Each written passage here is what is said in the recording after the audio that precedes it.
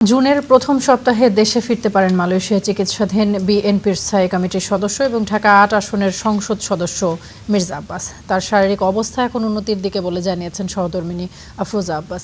শনিবার কুয়ালালামপুরে Prince court medical centre হাসপাতালে প্রবাসী সাংবাদিকদের সঙ্গে সাক্ষাতে এসব কথা জানান তিনি। বলেন, চিকিৎসকদের নিবিড় তত্ত্বাবধানে সুস্থ হয়ে উঠেছেন মির্জা আব্বাস। এখন রয়েছেন বিশেষ পর্যবেক্ষণে।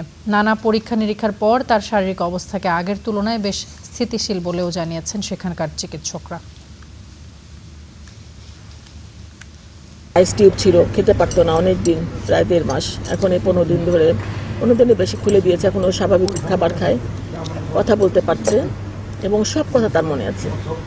এবং প্রতিনিয়ত ছেলে পেলেদের সাথে কথা বলছে, কে কেমন আছে, ওর খবর নাও, ওকে ফোন দাও এরকম। এবং ডাক্তাররা বলছেন, ওখানকার ডাক্তার বলছেন, এখানকার ডাক্তার বলছেন যে এত মানুষ আসে ভালো, তো এটা ওর জন্য, তারা আসুক, ও কথা বলুক, এবং এটা ওর জন্য অনেক ভালো সাইন।